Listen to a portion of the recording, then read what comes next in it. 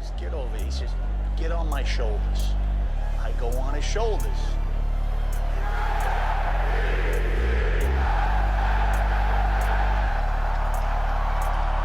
It's about the Jets. It's about the 12th man. It's about the home field advantage. What we did it for, not for so much attention, but it cost the other teams a lot of times they had to take an unnecessary You like this song? time out. I love this song. I know you do. With my loyal I challenge Jets. everybody to have their best game today. Do those things at all times, so we're going to come out victorious. Yeah, with my loyal Jets fans, where y'all at? Yeah, turn it in. With my New York Jets fans for the Jets podcast, where y'all at? Where y'all at?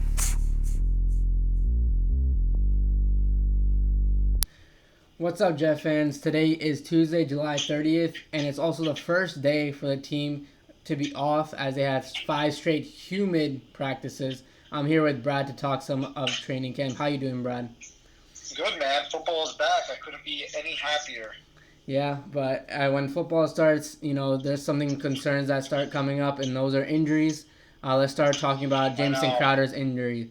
Yesterday, after a 50-yard bomb catch that he caught from Darnold, he started limping a little bit. He looked at trainers, and then he went into the locker room with the trainers. Gase told the media that it was a foot injury, and they're waiting on tests. So what do you think of this injury as the overall? It's a big blow. I mean, to me, he's been the best wide receiver at camp. Darnold and him have really had a phenomenal connection. I heard Joe Douglas yesterday on ESPN with Michael Kay. He was still getting further tests, Jameson Crowder, so we should know more today. But again, any loss for him would be a huge blow to this offense. He's been clicking with Sam. I mean, if you watch practice, he's consistently getting open, consistently not just an slant guy and underneath guy, but he's also a burner. He can get down the field. So it would be a tremendous loss. So let's hope for the best, and we'll find out more today. Yeah, I think we're gonna find out more when on probably tomorrow when practice comes back and the team is back, and they'll probably let the media know then. But I don't think he has a serious injury. I believe because he was limping. When I saw him from the sidelines, he was limping, but he was walking on his own power. So that's a good sign, especially for a foot injury. It could just be a couple weeks, but again, But we have 5 weeks until week 1 about, so we have some time to look at how he is doing and see if he actually is okay for week 1, because he actually has been probably the one, like you just said, he was probably one of the best guys on this team so far in camp, he's probably the best weapon for Sam Darnold, and Sam Darnold praises him of he can do and pretty much everything that he wants to. So it's gonna be interesting to see how the injury aspect of him, because he does have injury problems. He's coming off one, so. Absolutely, and as Adam Gase said, next man up.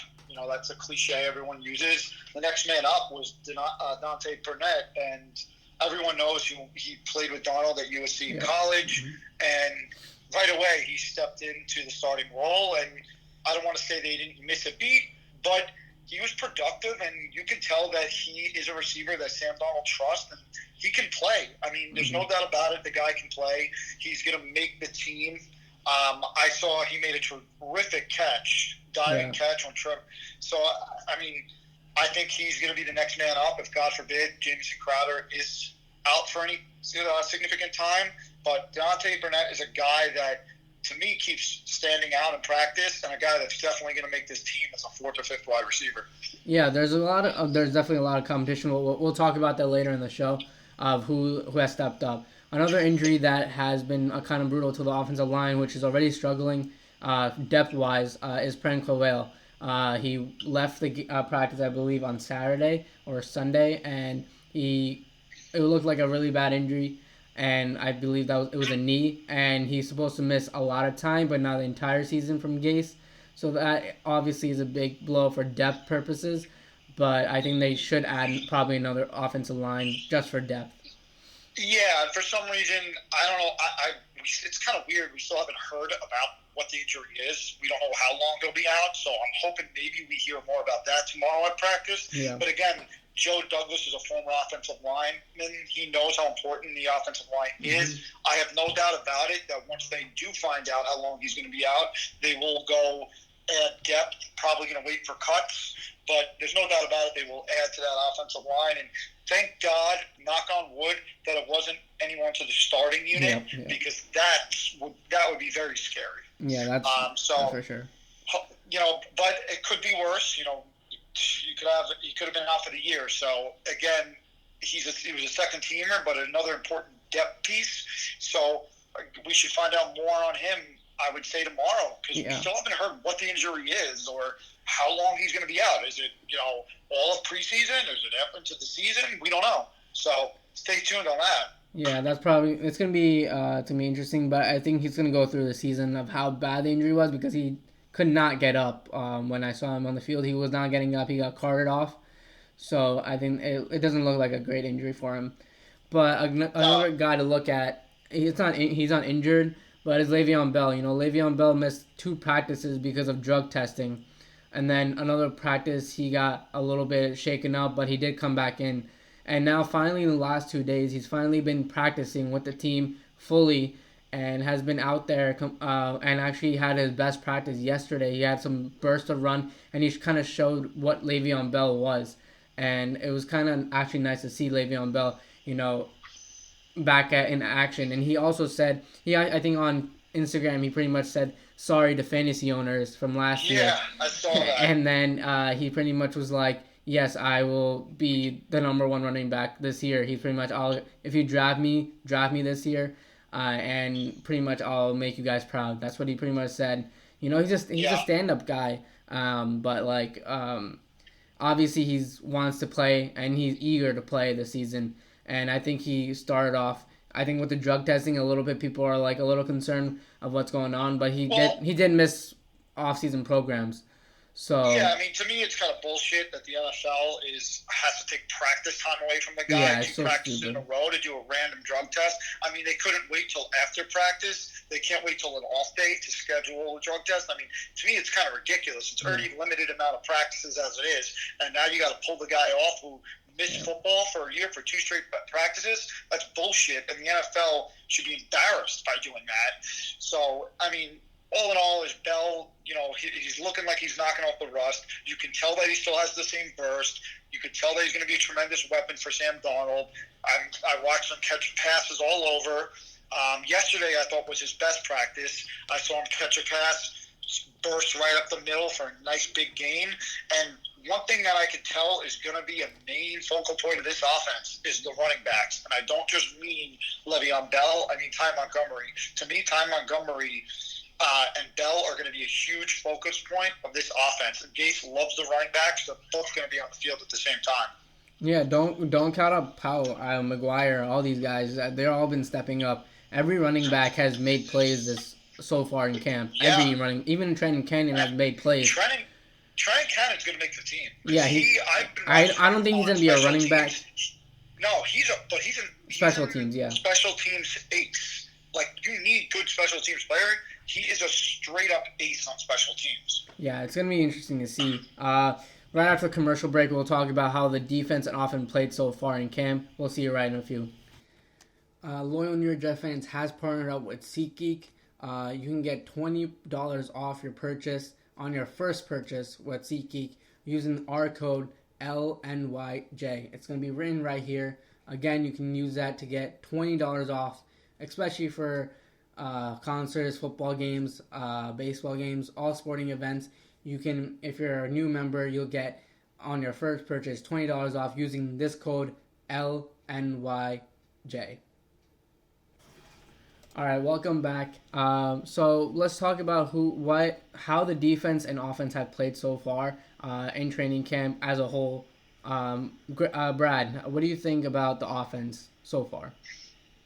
So the offense, to me, what I think that I've noticed, the biggest thing I've noticed is that it's going to be heavy on the running backs. Mm-hmm. I can tell that Sam Darnold is going to rely heavily on Bell and Montgomery. There's going to be multiple looks where they're both on the field together. I think really Adam Gase is loving the versatility that they both provide, and I can tell that Sam Darnold knows where to go with the football. I really think that they're making major strides, and I can tell that he's a lot more confident going to the throwing the football. I can just tell that he knows where to go. I can tell that Sam and the offense are gaining confidence as the practices go. I really think that the offense, for once, isn't holding back. And we're used to just always with the Jets, defense is always winning practices. No, for once, the offense is winning practices as well. Yeah, a couple things I wanted to mention, almost the same as yours. One thing I've noticed with the offense, Darnold, even with the offensive line, Darnold has learned how to get the ball out quicker. And guys like Montgomery and Bell have been stepping up and catching the ball. Literally everyone on this offense can catch the ball, and which is a very good thing. There's a lot of competition at tight end. Wesco has picked it up, and then with Herndon out for 4 weeks, that's a good sign that our tight ends are picking up the pace.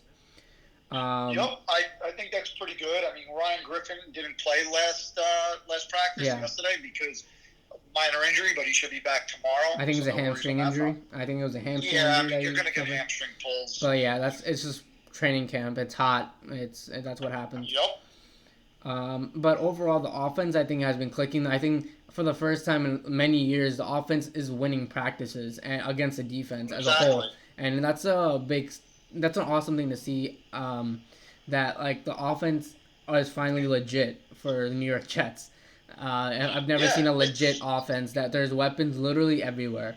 For once, it's not the weak link on the team. We're used to the Jets having a weak link offense, and for once, they can go toe-to-toe with any offense. Yeah, it's honestly awesome to see, but it's also concerning to see if the defense can actually step up. What do they need to do? But as of late, I think the cornerbacks have stepped up. That's a very big concern on this team right now. But the cornerbacks have stepped up. Darryl Roberts has stepped up. Tremaine Johnson has stepped up. Derrick Jones has stepped up. So Brian Poole has been crazy. He's been nuts so far. He's been on the field. So I mean, my biggest note that I have away from taking these practices in is that the Jets might be a 3-4 front, but they're going to be a heavy 4-3 pace. Yep. There's going to be multiple looks. Greg Williams is going to rotate a ton of players. He wants to keep them fresh. Leonard Williams hasn't been this excited in a while because he played the most snaps on defense last year, and he's finally going to get some break because they have Quentin Williams, because they have other depth pieces to take pressure off. So I think as a whole, the defense will be better because we're going to be rotating players in and out, which is going to keep them more fresh. So I think that's going to be a huge positive. And again, there's going to be multiple looks on this defense. Blake Cashman's been used as a first team guy. They're using multiple looks, and I think that's a positive thing. And again, the defense is also helping out the offense. Sam Darnold's seeing multiple looks, so I think that's a big step in the right direction. The one thing I noticed about Greg Williams, I've never seen a coach do this. On Sunday, he went up to the fans. He's literally stood there on the sidelines in front of the media, and he's pretty much talking to all the fans that we're trying to work as hard as we can to defend MetLife Stadium. That's what I believe he said, that we want to defend MetLife Stadium for you guys. So that's a good thing. They know the vibe and offense and defense. They know what they have at stake, so they're going at it at practice, and that's what we want. There's a lot of competition. Yeah. There's competition at wide receiver. There's competition literally everywhere. There's young guys stepping up. It's pretty much been an entire team effort so far in practice, and the coaches see that, and the coaches want to win. And for fans, of course, they finally know that we're finally done with losing, and we have a winning team finally. So it's a complete cultural change. Yep. Agreed with you there. And I think the biggest thing is I haven't been around a Jets practice where it's that competitive. The offense wants to beat the defense, and the defense wants to beat the offense. It's a constant battle between Greg Williams and Adam Gase every day. I mean, they are going at it. And they Greg communicate Williams, well as well. He's loud and he's confident, and it's honestly fun to be around. We all know Greg Williams and Adam Gase. They're both really hard on the players, but they're also good teachers.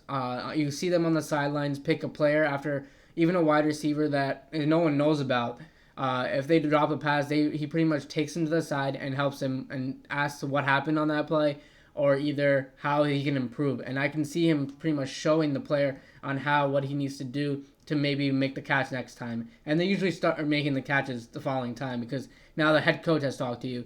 So that goes a long way, especially for a team, a young team. So yeah, it's been an awesome time to see so much competitiveness in this team. Agreed. I agree 100%. It's been a breath of fresh air. All right, so we're gonna wrap up. Another commercial is coming up. We're gonna talk about the stars and duds from practice so far in the season. We'll be right back. LoyalNYJet fans has partnered up with SeatGeek. You can get $20 off your purchase on your first purchase with SeatGeek using our code LNYJ. It's going to be written right here. Again, you can use that to get $20 off, especially for concerts, football games, baseball games, all sporting events. You can, if you're a new member, you'll get on your first purchase $20 off using this code LNYJ. What's up, Gen Nation? We're back. So we're going to go over the stars and duds from practice so far. Brad started off with the stars. The stars, to me, Ty Montgomery. I think he's been better than I thought he would be.